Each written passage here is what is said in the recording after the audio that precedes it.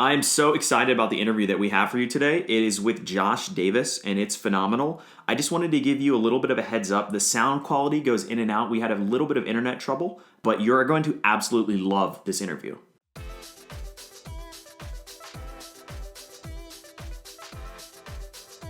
Welcome to the Science of Success with your host, Matt Bonner. Powered by RedOrbit.com.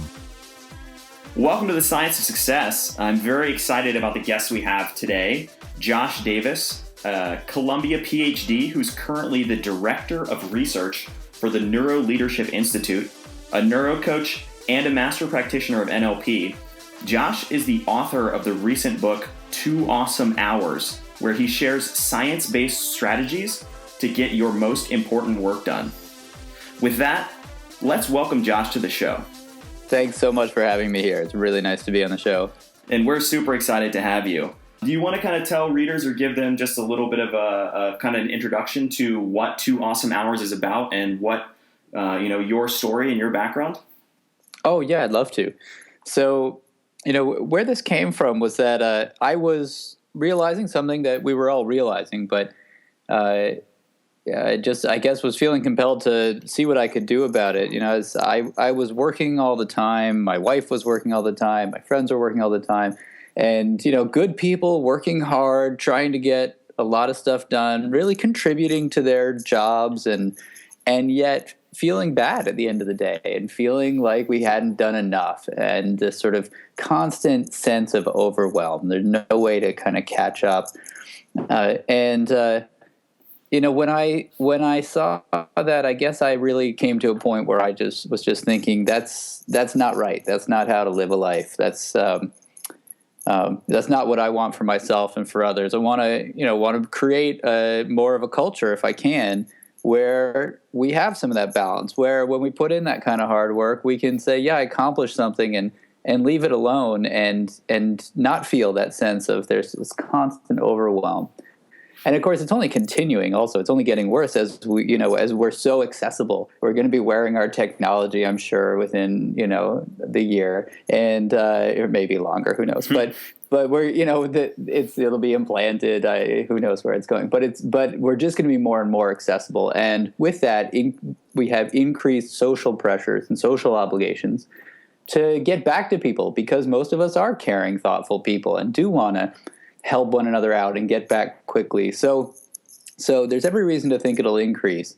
And so what I wanted to find out is there some way that we can start to get back some of this work-life balance, some of this self-compassion?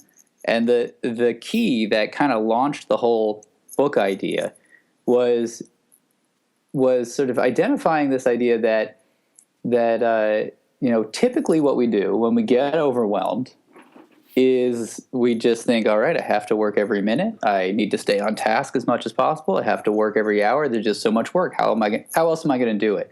And it's logical, but it's actually based on a model of how a computer works, not how a human being works. A computer, you get the same output every time you run it. So you should just run it as often as you can. Always keep it on, and you'll get more done. But for a human being, a biologically based system, you're not going to get nearly the same output every time. But you can, quite unlike a computer, you can do remarkable and unexpected things. You can be extremely effective for a very brief period of time, 1, 2, 3 hours.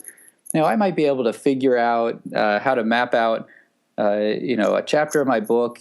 You might be able to figure out, just the right marketing strategy for a new podcast. Solve that problem of how you're going to have just the right team for the product line that's going forward. The big important stuff, the stuff that can carry you for the rest of the week. And then we can have, I don't know about you, I can have 2 or 3 days where I'm kind of worthless. I'm not getting that much done. So then what I started wondering was, can we set up the conditions for those brief periods of being highly effective? If that's what happens naturally, then there must be something that leads to it. And what I started to learn as I dug into the psychology and the neuroscience research, because that's my background, was that there are things we can do to set it up, and that those things that we can do to set it up are often the very same things that lead to greater work-life balance. that we can really leverage this idea of being highly effective for short periods of time.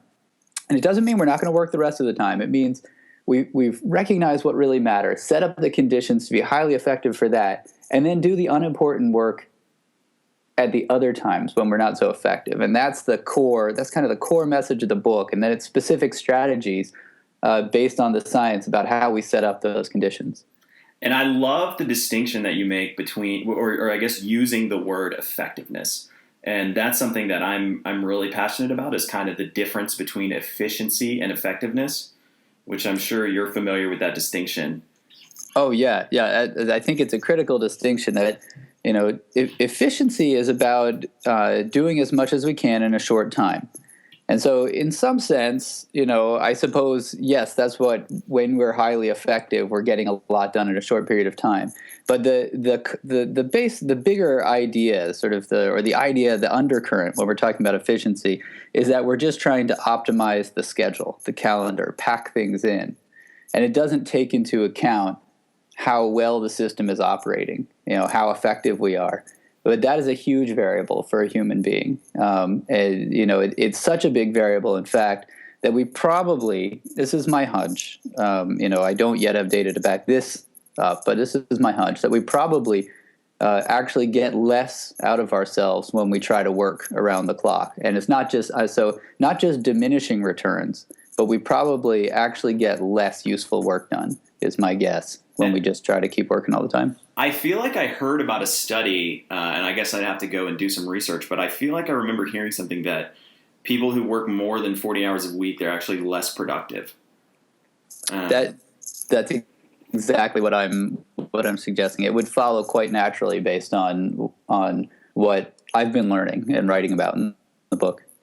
So, one of the things that you mentioned before, and I love the comparison of sort of humans versus computers, because one of the things we've talked about in an earlier podcast is the idea of the biological limits of the human mind, and sort of the hard constraints that evolution and biology have created for the way that we think and the way that our mind works.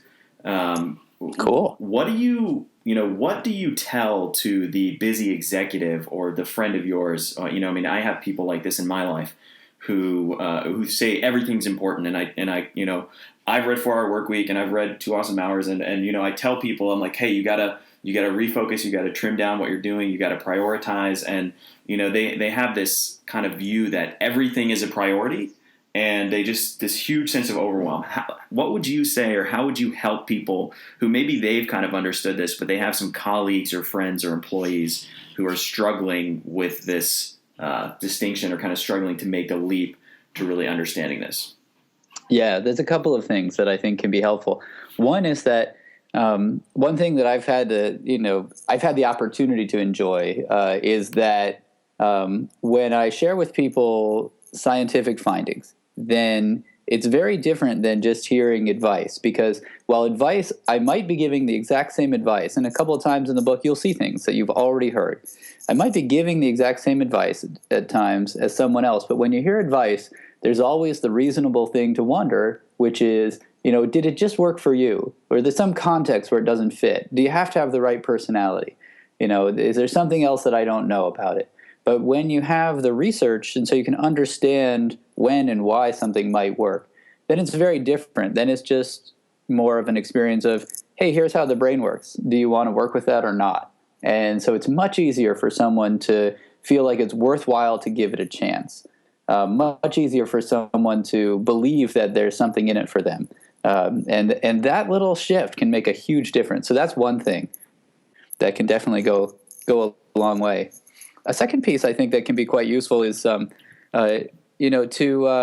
help people start with just one of the strategies, which will kind of create the space for all of the others.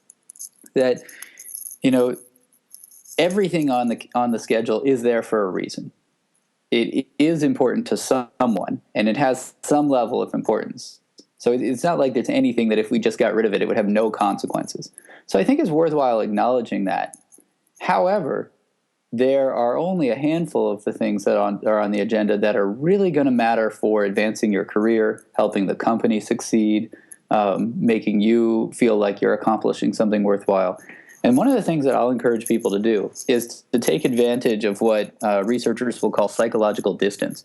When we get some distance in time or in space, or we imagine pertains to someone else, or it isn't that likely, that's what we call psychological distance.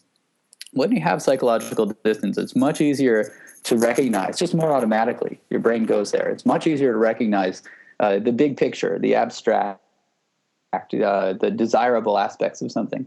So when you've got a weekend day, for example, great to just have, a lot of people, if you manage to get away from work, probably don't want to think about work too much, but I would recommend just 10 minutes of asking the question, when you are away from work, maybe, relatively early in the day on a weekend day, you've got some good mental energy. What actually matters? And, when I ask people that question, when they've got some psychological distance, it's usually not that challenging of a question. If you ask me, for example, I should be writing papers, I should be writing books, and I should be presenting. It's a short list of things that are really going to matter, that are going to, move things forward in my career, with companies that I work for, with that are going to matter a lot to me. And for any job, there's, we can identify those things much more easily with a little bit of distance. The trick then is, how do we actually remember to focus on those things when we need to? And that's strategy 1 in the book, is to recognize your decision points. They don't come that often in a day. Most of the time in the day, we're on autopilot, where, it's not that you're not conscious, but you're not consciously monitoring and choosing what to do. Right now, we're in interview mode. You and I are pretty much focused on what we're going to say to each other. We're not thinking about all of the other things in our day and what our options are for tasks to do.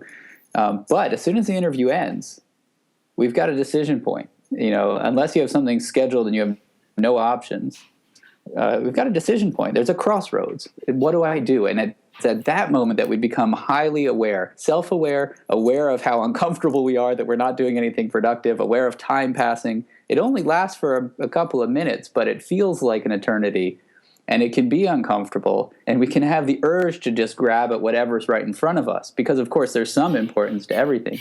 But that's the moment to recognize. So right before a task, right after a task, or right after you've been interrupted. That one's a hard one to learn, because we usually hate interruptions. But right after you've been interrupted, you've created this crossroads. You've got to decide, much more aware than you are when you're on autopilot. You can't just choose to snap out of autopilot. But when you do get one of these decision points, you've got to take it, because that's the moment in the day when you can actually decide what task to work on, when you're capable of remembering what's important as opposed to what's urgent. Yeah, I think that's a really important point, which is that having the ability to monitor your own thoughts and have even a moment of kind of awareness of, hey, this is a decision point. This is a time when I can change direction. This is a time where I can step out of this pattern and refocus on what's really important. And one of the tools that's helped me personally be able to do that more frequently is meditation. And I know you talk about that in the book. Is that something that you use, or are there other tools and strategies that people may be able to implement to kind of recognize decision points more frequently? Yeah, so you're exactly right. It's that moment of being able to catch yourself. And, those moments, they don't come around all that often in the day. One of the things that, for example, mindfulness-based meditation has been shown to be helpful with is to help people catch those moments, or create a moment of actually checking in with yourself and saying, wait a second, am I doing the right thing? Because you can be more aware of how you're feeling and what you're thinking in that moment. So there's every reason to think that kind of a practice would help. I also don't think that it's necessary to have that kind of a practice to learn to take advantage of these moments. That there are other things that we can do. If you're someone who isn't, doesn't do that, a lot of meditation of that sort, there's some great simple planning ahead that we can do. If you plan ahead and you put in what's called an implementation intention, often just described as an if-then plan. you can be more likely to actually capture the decision point when it comes. So, for example, I can think about my calendar, and I know that I don't know exactly what's coming next week. Some new things will be scheduled, I'm sure, and some things will be canceled.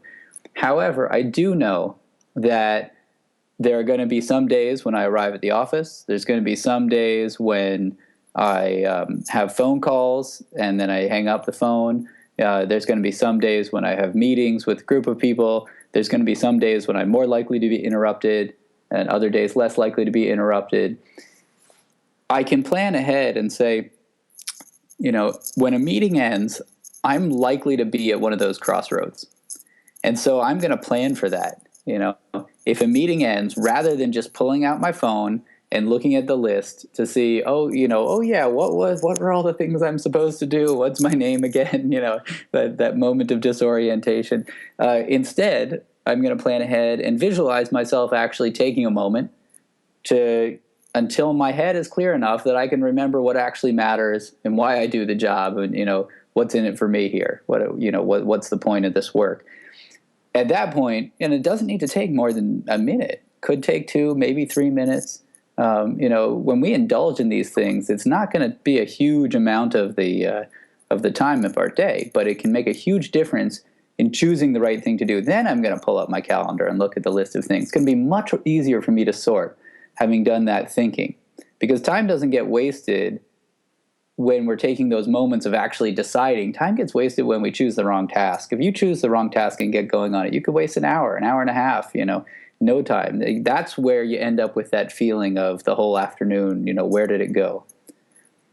Yeah, I think that's a critically important distinction, which is that time isn't wasted when you have a moment of decision. Time is wasted when you make the wrong decision, or when you just on autopilot go and do something that's not, it might be an efficient use of your time, but it's not an effective use of your time. Exactly. So changing gears a little bit, one of the things in your book, you mentioned Ben Franklin as an example of somebody who was tremendously effective, but at the same time really cherished his downtime and, lived a very full and rich life. Why did you choose him as an example? And tell me a little bit of how that kind of plays into the idea of what the message of 2 Awesome Hours. Yeah, Ben Franklin. I was so happy to come across that example because, who's known as being, the example of productivity like Ben Franklin? He's around the world. He's known as well. And, to be honest, I want to influence people around the world. And so some character that's known around the world as a paradigm example of productivity. And when you look at his autobiography, he's gone to great lengths actually to spell out his approaches. You do find all of the things that he did to work on his career as a printer, which is how he made his fortune. But you also find all of this information about his, this schedule that he really tried to keep to on a regular basis that included a 2-hour lunch, where he would give himself time to read books and take care of his affairs, that had music and conversation and fun in the evening. He had all kinds of hobbies. That one of his hobbies was a part of a book group that eventually led to everybody sharing their books, and now we've got the great library. This wasn't these weren't things that he was doing as part of his printing empire. He was doing things on the side. An inventor, the stove, and his scientific work with electricity. These were things that he did as hobbies, I would say. These were things that he did out of fun. He also spent a lot of time flirting and being, joking around, right? So this is a guy who, you're looking at this and it's so tempting to say, well, I have to choose. Do I want to be the guy who's working all the time, around the clock, to get all my work done? Or do I want to be the guy who actually has some work-life balance? But what Ben Franklin helps to show is that it's a false choice. It's a mistaken belief to actually see it as a choice, because those things that we can do to take care of ourselves actually make us more effective when we're working. I think that, yeah, I completely agree with that. And actually, another example that I personally really like is Warren Buffett. I think he's quoted as saying that he basically spends almost all of his time just sitting in his office reading. Is that right? Yeah, which, I mean, if you look at how tremendously successful he's been, he spends, and Charlie Munger, his business partner as well, they spend the vast majority of their time essentially reading and just kind of cultivating their minds. But I love the word false choice, because I think that's a perfect description of how people kind of fall into this trap of, I need to cram every minute and every hour, and I have to answer that extra email and, be super productive, when the reality is, and as you've shown and the research shows, often it's taking that downtime and really taking, the time to recharge and kind of pull your conscious mind away from some of the work, when you really end up producing the most and doing the best work. Mm-hmm. And this is on a, the short-term basis and a longer-term basis. So just a few minutes of downtime when you find your mind drifting, for example, there's fantastic research about what happens in those minutes when our minds are drifting, as well as the longer-term downtime, what happens when you actually take a break and, have a half hour without just taking in lots of information, or get some exercise, or get a chance to have a full night's sleep. So the short and the long term of it, both have been shown to be quite effective. So that kind of segues. You mentioned in the book fighting distractions, and you have some pretty counterintuitive advice to sort of combat when your mind wanders and drifts. Can you tell us a little bit more about that? Yeah, so this is probably the most counterintuitive thing in the book. You never hear a report card for a kid that says, Johnny's really great in class, but he needs to daydream more, right? It's so antithetical to what we are encouraged throughout our lives, that daydreaming, mind wandering is a bad thing. It's something to scold ourselves for. And correct me if I'm wrong. Let me know if this has ever happened to you, that you've been working hard on something, and after 15, 20 minutes, your mind starts drifting. And what do? You yell at yourself. You try to beat yourself up to stay on task. What's wrong with you? Stay focused. Oh, absolutely. That kind of approach, right? And I've done that too. I tried that approach for decades. Most people I know have tried that for many, many years. And I'm going to go out on a limb here and suggest that we tried that experiment and it failed. Despite yelling at ourselves every time, we still do it. And it's because our attention systems are working quite well. When our minds drift after 15 to 20 minutes, that's because our attention systems are doing what they're supposed to do. They're not meant to keep us focused. They're meant to pick up on what's changing. So they're meant to pick up on what potentially could be threatening or exciting or new or interesting or worthwhile. That's what they're for. If we didn't have the ability to detect changing things in our environment, we'd just be sitting ducks. So, that's what we have these systems for. So after a little while, our minds wander, they drift. We should expect that. Now, if we just try to yell at ourselves, clearly that hasn't worked. But an interesting thing happens then if we try some of the alternatives. So basically, I think the other two alternatives are these. One is that you go and do something worthwhile or fun, like you check your email, or you see who liked your post on Facebook, or something like that. You read the news, check up on the sports page, sports listings, whatever it is. There's many different ways that we might do that. All of those, though, involve tracking a lot of new information. And there's lots of little exciting things that can grab our attention, positive or negative, but that'll just keep us in a loop. So easy to get sucked in on autopilot and get lost for a half hour or more. Easily, yeah. I think everybody's had the experience of getting, you click one article and 30 minutes later you're like, what have I been doing? Exactly. But that's not the only option we have. Compared to that option, it makes a little bit of sense to just yell at yourself, to try to do anything to stay on task, even if it's not actually working. But there's another option, which is actually just to let your mind wander for a few minutes. What happens when our minds wander? Research has shown 3 or 4 different kinds of effects.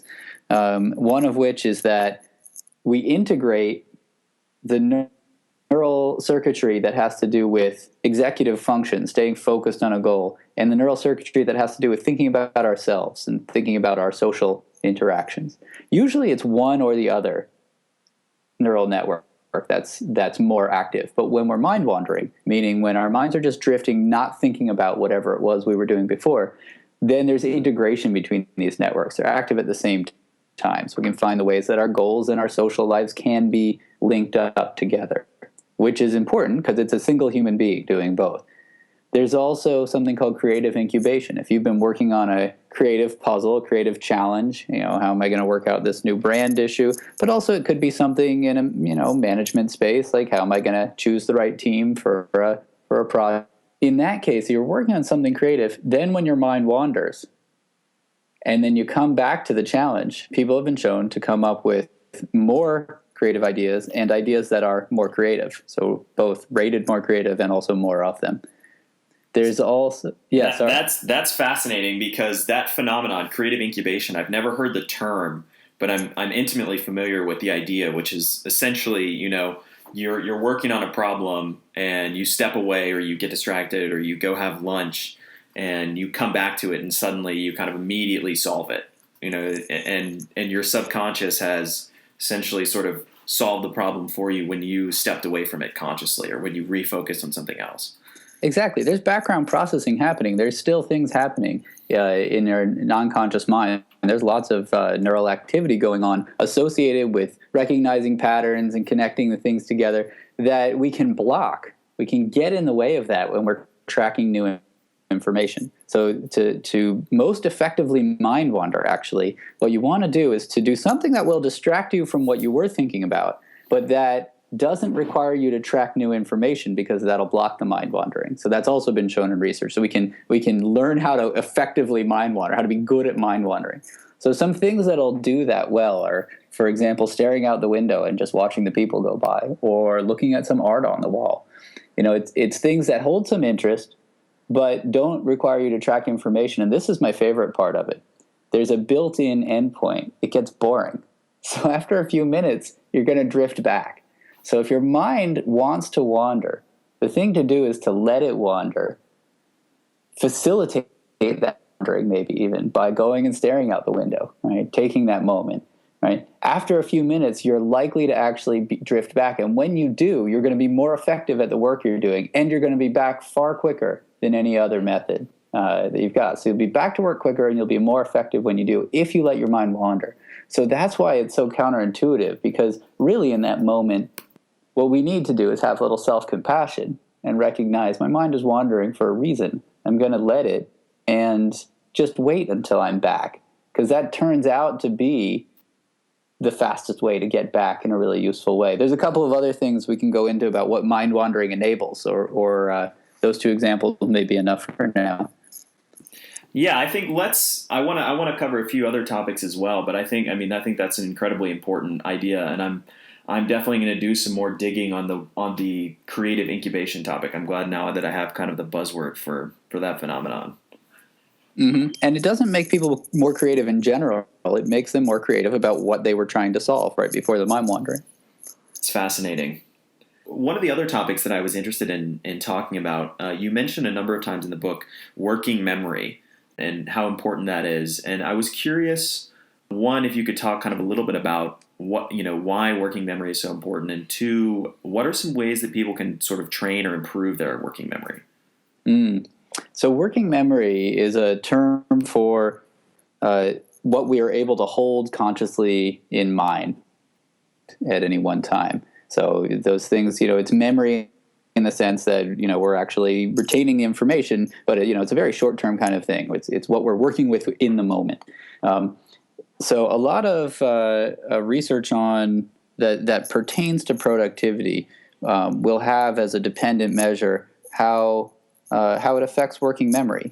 Sometimes it'll the dependent measure will be concentration. Sometimes it'll be attention. Sometimes it'll be emotional consequences, effects on anxiety. Sometimes it's a general perceived sense of being able to feel refreshed and be present, feel focused. But so working memory is definitely part of that. It's an important part of what researchers will call the executive functions.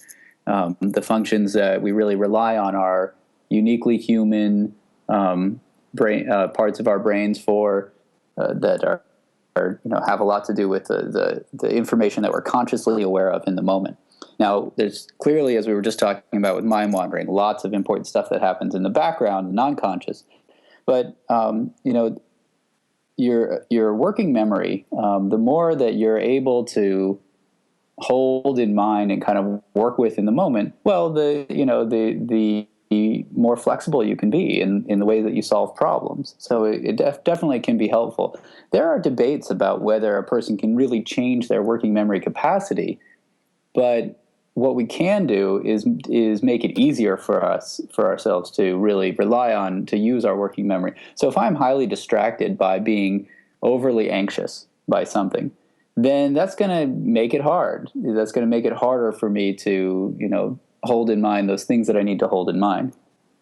And something that'll really help me become less anxious is a little bit of exercise, one of the more reliable things we have for it.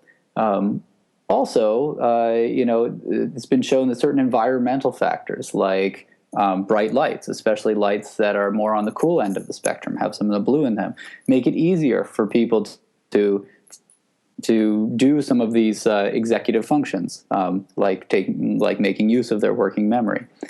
Another thing that's quite helpful for that, and this one also, similar to the anxiety example I was giving, has a lot to do with sort of competing input, is sound. That when there's silence, it's much easier to do tasks that require working memory.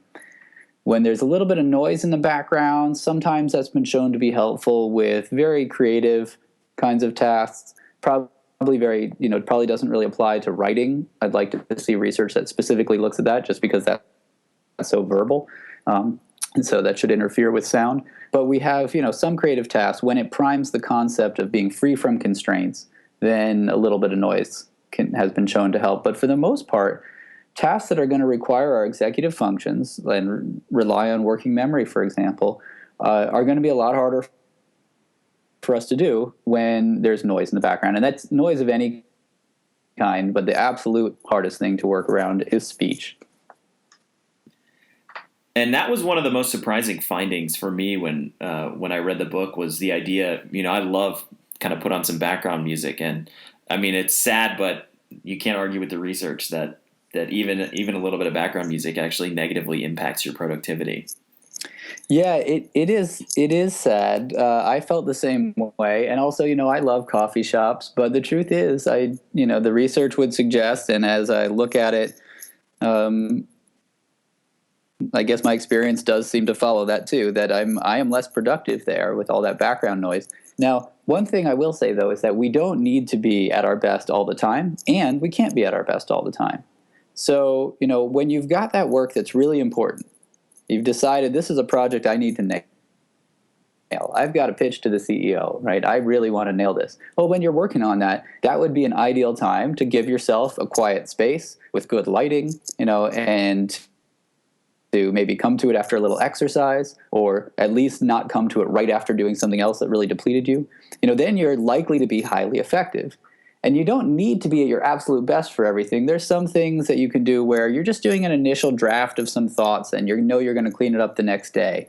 Or, you're going through some paperwork, some reimbursements, or, something that you need to file that doesn't really need your attention. You've done it 100 times, right? Sure, put on some music. You will work more slowly and you're not going to pay as much attention to detail, but that won't matter. In that case, you might enjoy it a little bit more. So, it doesn't mean we have to never work with music on in the background, but just realize that for those periods, for those 2 awesome hours, then we want silence. So one of the kind of a related question that I had about working memory, and you may not have an answer to this because this is a little bit outside the scope of the book, but I'm curious, do brain games or brain training or anything like that, do those things work? And do you think that those can help people improve working memory? Well, here's what I've heard. I know that there has been some research independent of the companies. Obviously, when the companies are doing the research, then they're motivated, to find things that will support them. Which doesn't mean it's bad research; it's still good research. It's just that you also want to have research from independent sources. So some things that I've seen are that, first of all, the training, it does seem to make people better at the specific thing that they're working on, and we're talking very specific. So if someone's trying to learn to control their responses on a Tetris-like game, a game where you need to quickly move a piece so that it doesn't fall into the wrong spot on the screen, right? That can definitely help them to improve the skill of visually moving pieces around and making sure that they don't fall into the wrong spot. Whether that's going to then generalize, though, is the piece that is not yet showing up, and it may. But at least one piece of research that I've seen was showing that self-control in one domain, training that didn't necessarily or didn't improve self-control in a different domain. Even though we know there's a lot of overlap in the brain structures that are involved in self-control, let's say for controlling your emotions and controlling what you eat, nonetheless, they must be different enough that the kind of brain training that can happen in these computer training things didn't seem to carry over. Now, that's just one domain, that's self-control. Whether that would be the same for working memory and attention and various other things like that remains to be seen. And so, that's it's an empirical question. It's a question for research, and I'm sure we're going to see research on that over the next 5 years. Speaking of emotions, you have a pretty interesting take on how to handle and potentially use negative emotions to your advantage. Tell me a little bit more about that. Oh, yeah. So, emotions are something that I think many people think of as something that just happens to them. That we're a victim of our emotions. It's like, oh, I wish I wasn't feeling sad today, or, oh, I'm happy I'm feeling confident and feeling really good today, right? That is just something that happens to us. But in fact, our emotions are adaptive. They are things that we use. They have utility. They don't just exist in a vacuum. Our emotions are important parts of what motivates us. And our different emotions motivate us in different ways. So anger is unique among the negative emotions, and that's the only negative emotion that motivates us to move towards something. So anger is especially useful in a context where we need to move towards something that is unpleasant. If we're moving towards something pleasant, let's say a pretty girl looks at you from across the room. Well, yeah, if you want to go up and approach her, there's no downside, presuming that you're single and etc. But if you want to approach something that's unpleasant, that maybe you need to raise prices, and your clientele, a doctor, a psychotherapist needs to raise prices periodically, and might fear that in doing so, that's going to drive some people away because they'll feel like there was a contract, a verbal contract, an agreement, and that, about what the cost of the services were. But every couple of years, anybody needs to do this. And so having a little bit of anger around it, that might actually be helpful in motivating yourself to take that on. Say, you know what, getting a little angry about the injustice of it. I deserve this. I give so much. That actually can be motivating, can help the person. It's not the only way to motivate yourself, but recognizing that every emotion is there for a reason. It has value. It's adaptive in certain consequences, can actually help us look at our emotions differently. And rather than just trying to get rid of them, instead be aware of what your emotion is when you come to a decision point, and like, hey, I'm a little angry right now. You know what? I'm going to go ahead and take on that price increase idea that I was dealing with. Or sadness is an emotion where, in fact, we tend to pay more attention to the detail. We tend to be more likely to actually think about somebody's arguments rather than just thinking about whether it's an attractive person giving the argument. So, when you need to be really kind of prudent, a little sadness can actually be useful. It might be helpful to get yourself into a mood where you're remembering something a little sad. Not the only way to do it, but it actually can be helpful in that context. Anxiety can help us focus. Now, it'll help us focus only on what we're anxious about, but it can help us focus. A little bit of anxiety is also very energizing. A lot of energy, focused energy on particularly something that you want to avoid going wrong. And that can be just the right thing at certain times. So these are not necessarily bad things, and when you know that about anxiety, then perhaps you find yourself with a little anxiety. Just taking a moment and saying to yourself, hey, thanks self, thanks biological self, for helping to get me energized for this. You wouldn't be anxious unless there was something important to be energized about, and maybe it feels a little negative, but that's readiness, and when we don't recognize that and we try to just get rid of the anxiety, then we can be anxious about feeling anxious. And that then it feels much more unpleasant. So with the negative emotions, if we think about the utility of it, and on the positive side, the positive emotions, when you're feeling good, you're more likely to collaborate effectively because you're more likely to anticipate the collaboration going well. When you're feeling good, you're more likely to come to creative solutions. You're more likely to just kind of let the small things go, look at the big picture. Does this seem like a generally likable person? And not be so critical of the specific arguments they might be making. There are times when that's exactly what you want. So emotions are a great thing to check in on when you're having a decision point. But there's also, if you don't want to get that granular with your emotions, you can just think in general. Am I strongly emotional right now? Therefore, is it going to be hard for me to concentrate? Maybe this is not the time for me to take on preparing for that CEO pitch. Maybe I should wait an hour, Or did I just do something that made me strongly emotional? Having a really tough conversation or getting some really tough feedback. Maybe now's the time to go do something like getting a little exercise to reset for the rest of the day. So we can really take into account our emotions at these decision points. I think that's a fantastic idea, and it's such a useful tool to be able to harness those emotions instead of just, being upset about them or not coping with them. Mm-hmm. Yeah, we can use them. We don't just have to wish them away. So one of the other topics that you touch on in great detail in the book is the idea of mental fatigue, which I think, and correct me if I'm wrong, but is similar or the same as the concept of decision fatigue. Tell me a little bit more about that and how that impacts our decision-making process. Yeah. So I would consider decision fatigue a subset of mental fatigue. Okay. But that essentially we wear out, and in particular, we wear out our ability to control ourselves. And decision-making is a part of that.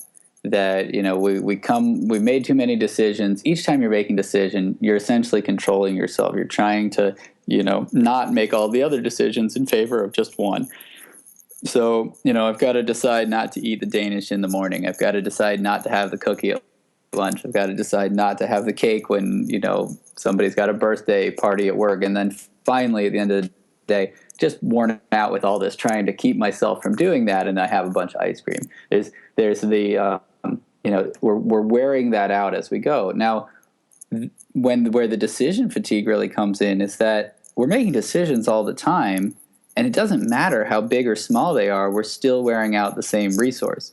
When I say wearing out, it's not that you couldn't keep going. If you were sufficiently motivated, you could keep going. I like to think of it like running. If you just ran a half hour, you could keep going if you were sufficiently motivated, if someone was chasing you. But you're probably not all that interested in doing it at that point. Similar thing happens with our mental fatigue or decision fatigue. After we've been doing it for a while, we just don't want to keep doing it. And there are consequences to this because we can't get through the day without making a lot of decisions. Oftentimes, though, this is the piece that I think is really helpful for people to capture, which is that just because something's important doesn't mean that we're making more decisions. You can wear out your decision-making abilities by making a lot of unimportant decisions, or by making decisions about things that are unimportant. So, for example, I like to pick on email because it's such a common experience. Yep. A lot of emails are not that important.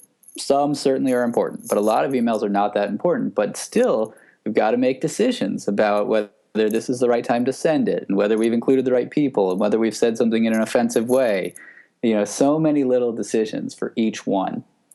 So at the end of an hour and a half of checking email, you can pretty reliably expect that you've got some real decision fatigue.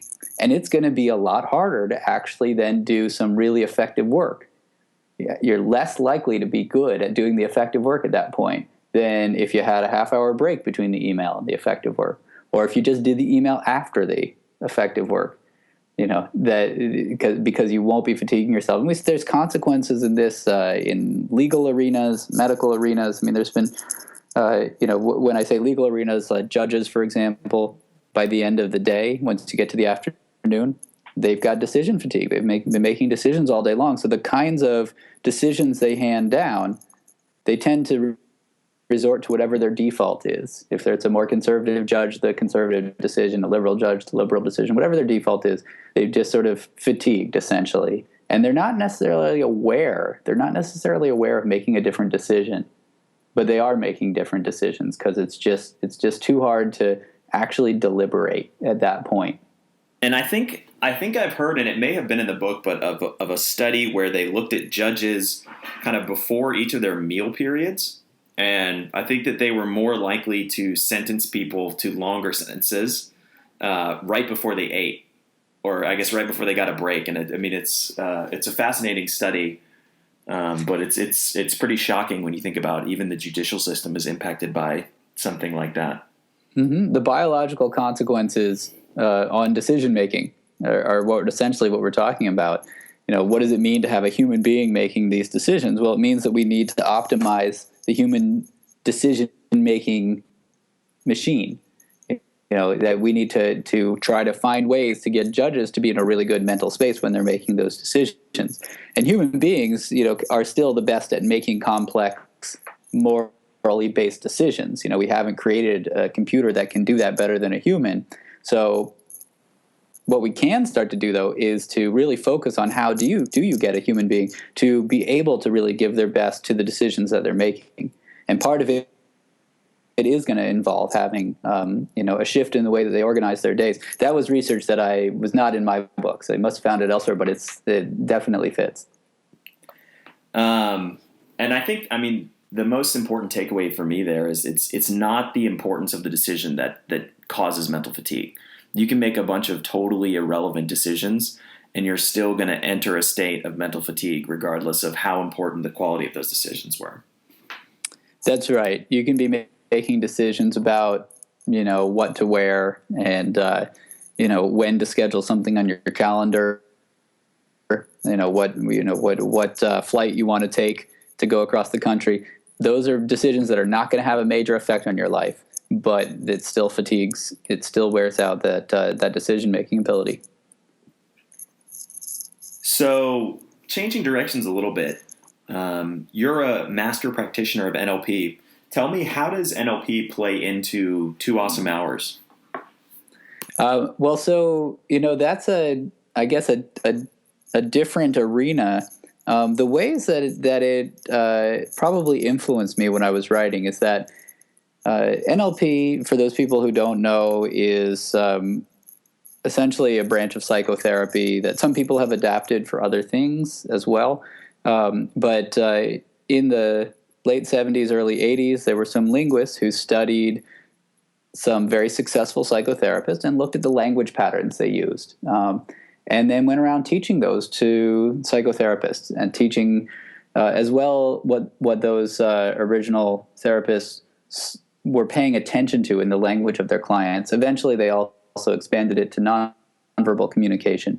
So those patterns that they were detecting were very successful. These were in the realms of hypnotherapy, of family therapy, and Gestalt therapy primarily.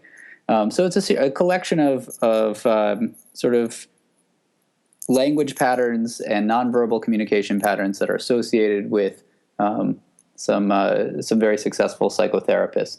Over time, people have adapted that to be relevant to marketing and coaching and various other things. For me, what NLP is quite helpful with is in helping me to recognize in myself and in others the ways that we're actually thinking about the work that we do. So if I hear someone talking about how they just have to get to a certain project by a certain time, that kind of feeling of overwhelm. I know that it's a very different experience for them than if they're saying, well, I get to do this project, or I want to do this project. So it helped me to really tune into some of the challenges that we're facing, as well as some of the things that people are doing that are successful. And those served as hypotheses about what might be useful, how we might be able to set up the conditions for these brief periods of effectiveness, so that when I then did go to the research, that could guide me towards things to start to look for. And then I might find, so the hypotheses sometimes come from there. They would sometimes come from other places. And then I'd go to the research. And, if the research did back it up, then I would, use that to color what I could say and try to bring that to the book. And if the research didn't back it up, then I would, leave it, because it wasn't a fruitful way to go. But so that's kind of how the pieces fit together for me. Awesome. And that was a great description of NLP. Thank you very much. That was probably helpful for the audience. That relates a little bit to one of the topics you talk about is the idea of priming, and how, obviously with NLP, it's kind of the language and the nonverbals that prime you. But you talk about physical spaces and how they can prime us. And I thought that was fascinating. Right. Yeah. So there's 3 categories that I really focused on in the book that I chose because I wanted to just talk about things that anyone would have some ability to influence. That, there's so many of us work in workspaces that we have no control over. Maybe it's an open plan office. We have no, say over the color of the walls or the lighting or anything like that that's coming from overhead. And, the sound in the space can be tough. So I wanted to focus specifically on things that we do have some control over within that we could influence. And this is also relevant, of course, for anyone who does have complete control over their work environment, or who works from home and uses part of a shared space, for their work and partly for something else. The categories are these, and one of them we talked about before, which is sound, which is noise. That understanding the importance of it for concentration, I think, can help go a long way in terms of people making decisions about when they really want to carve out that time. And here I like to, I think it's useful to come back to this idea for a moment that we don't need to be on and at our best all day long, and we can't be. But what we can do is think about the work that really matters, and then think about how can I set up a couple of hours, maybe just 1 hour, maybe 3 hours. Nothing magic about 2. It's just that it's achievable for anyone. How can I set up a brief period of time to really get to that work? One of the things that will matter is silence. That'll make a big difference. What we can do is, because it really makes a difference, is that it actually is worth, if you can, doing it in the morning before you go into work and going in a little bit later, or, reserving a conference room for yourself if you can at your workspace. If you have the ability to shut a door, do it. Or actually getting some noise-canceling headphones so that you can put them on for that time period. And you could have music on at other times, but during that time you'd have it silent. So this is speech, white noise, music, any of those things. They all have been shown to be worse. There's only a couple of exceptions. Some research, for example, with kids that have a lot of trouble paying attention seem to perform a little bit better at some tasks when there is some background white noise that just sort of like nondescript, sounds like a fan. But for most people, they're having an easier time paying attention without noise. And the hardest one to tune out is speech. So, if there's no option but to have either speech or white noise, then yeah, better with white noise, but even better is silence. And so, for those periods when it really matters, you'll work more effectively, you'll work more quickly. It'll be easier to stay on task. The second one is lighting. Now, you may not be able to influence the overhead lighting or whether you sit near a window, but one thing that has been shown is that bright lights make it easier for people to stay focused, and that light on the blue end of the spectrum. So apparently we have photoreceptors in our eyes that are not part of vision. They were only discovered, within the last 15 years. They had been hypothesized before that, but we finally know about them now. They've been identified. they don't have to do with vision. What they have to do with is resetting the circadian clock, the part of the brain that runs those 24-hour cycles, those roughly daily cycles that we have about when we're hungry, when we're alert, when we're sleepy. And light at the blue end of the spectrum, the best example of that would be a clear blue sky. Light at the blue end of the spectrum activates these photoreceptors and helps to reset the circadian clock. So when we have access to that kind of light, cool light that, you can look up when you go to the hardware store, it'll say whether it's cool light or whether it's warm light. It's not for everything. Warm light is nice when you're having people over for dinner or you're just relaxing. But when you want to focus, cool light has been shown to be more effective, and even more effective at things like the kind of mental rotation work that engineers or designers have to do. They seem to be more effective at it with that light. So it really does make a difference. You can have a lamp at your desk that adds some additional light just for brightness, or that where you get one of those bulbs that's on the more cool end of the spectrum. Don't have to have it on all the time, but when you really need to focus, that's been shown to help.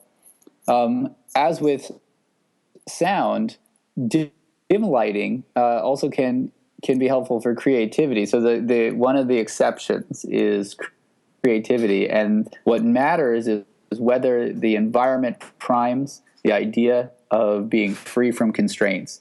And that might happen with dim lighting. It might happen with having a little noise in the background. It might happen by being near a window or being out in nature. But if that idea is primed, people tend to be more creative. So that's sort of a caveat, an exception. But for the most part, with the work we're trying to do, it's helpful to have the bright light. And then the third piece with the environment has to do with the space that you are sitting at or standing at. And there's a couple of things that matter here. One of them is clutter. For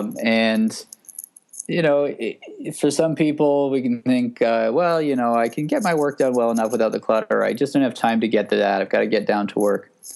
Well, somebody once did a study about what we leave on our desks, when we leave stuff out. And for the most part, it's reminders. It's things that are meant to be reminders of something. And if you take a moment and kind of just think about what we would be reminding ourselves of, well, it's those things we didn't get to because they were hard, or because it was unpleasant, or because we didn't know how to do it. And then so because of that, they're probably going to continue to sit there, for a couple of days, maybe more. And then what gets added to it is this negative association, this embarrassment. I haven't gotten back to someone in a while, the social obligation. It's all the stuff that our attention systems are so well attuned to. Very important for us. Things that pertain to social obligations, things that have weight, things that have that are threatening in some way because we don't know how to do them, but they're still pending, right? They are exactly what you don't want to expose your attention system to when you're sitting down to really do some work, some that you've already chosen is what's worth spending your time on. You could work at a cluttered desk when you're doing the unimportant stuff, but when you're sitting down to have a really good period, it's worth it just to stack those things up and move it out of sight. What that also does, and this is the final thing I'll say on it, is that it creates the opportunity to move more freely at your desk, to spread out, to have big, expansive movements, to reach for that cup of water on the far end of the desk or for your phone on the other end of the desk. And when we have bigger, more expansive movement, that primes the idea of power, especially in Western cultures, these bigger, expansive movements. And that can put a person in a more optimistic space and in a more comfortable taking risks, that kind of a space. There's even some research to suggest that can influence our hormone levels and put us in a more resilient hormonal space. So the consequences of that, there's also then you can think about your workspace in terms of movement in the sense of how easy is it to get up and walk away, to step back for a minute and clear your head, or to switch from a standing to a sitting desk. Not everybody has that capacity, but the ability at least to stand up and walk away, that's going to create greater opportunities for mind wandering and for making use of your decision points. So those are some of the ways that I think some of the ways that the environment can prime our thinking and therefore get us into a space to be really effective that I think anyone has some influence over. I think it's really funny. There's a quote, you've probably heard it. I think it's Einstein that said, if a cluttered desk is a sign of a cluttered mind, what's the sign of an empty desk? Something like that. Which nice. People use, of course, to kind of defend their messiness. But it's, of course, you can't really argue with what the research says at the end of the day. Right. Yeah. Yeah. I mean, yes, it is a very full mind, a mind full of things that you have to keep track of when you're trying to work on something. I think so. I think you have a very full mind when you've got lots of things, and we want to actually clear that out. Exactly. For the sake of the work. Just temporarily. So for people like me who've read and enjoyed 2 Awesome Hours, what further books or resources would you suggest checking out? Yeah. So, there are a few authors who endorse my book on the back cover who I strongly recommend their work. You'll see Heidi Grant Halverson. She's written a number of books. Her most recent is No One Understands You, which is a dive into the science and practice of recognizing not just how to communicate well, but also what it is that we do that we're not aware of about the ways that we communicate and the messages we give off without even meaning to, and how to correct that. David Rock was also one of the people who endorsed my book, Your Brain at Work. If you like what you've read here, you probably love that. And then also Peter Bregman, the author of both 18 Minutes and 4 Seconds. Really similar lines of thinking. For people who like to, you mentioned the book, The Art of Learning. That space, there's work also I'd recommend by Art Markman, who's at the University of Austin, Texas, primarily, and has authored a couple of books that essentially are teaching people how to think, how to learn, so that they're more likely to have smart solutions to new things that come their way.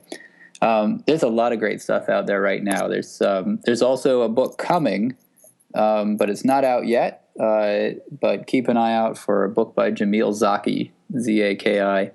And I don't have the title to be able to give you just yet. But those are some of the things that I would recommend. Also, you can see my stuff. I write periodically blog posts that you'll see on the Harvard Business Review or Huffington Post, just like today.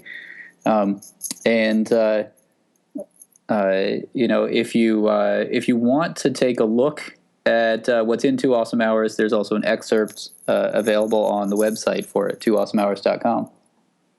Yeah, so where can people find you in the book online? So the easiest way to do it, it's 2awesomehours.com. You'll find links there to contact me. You'll find links there.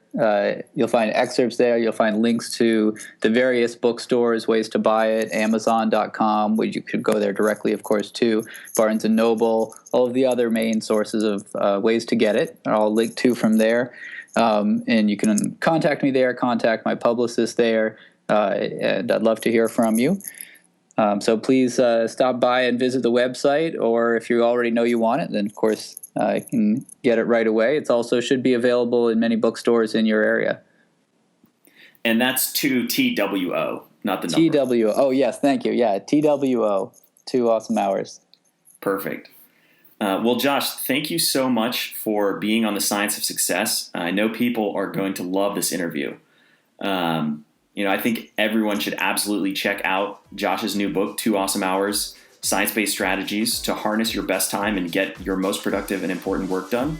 I think everyone will really enjoy that book. Thank you so much. It's been great talking with you. Thanks so much for listening to The Science of Success. I'm Matt Bodner. To continue the conversation and learn more, follow me on Twitter and visit my website. My Twitter handle is @MattBodner, and my website is mattbodner.com. Talk to you soon. Since launching on iTunes, The Science of Success has blown up. We recently made new and noteworthy, and now we have thousands of listeners like you. To say thank you for listening and to make you even smarter, this month I am giving away my 3 favorite psychology books to one lucky listener. Text the word SMARTER, that's SMARTER, to 44222 to be entered to win.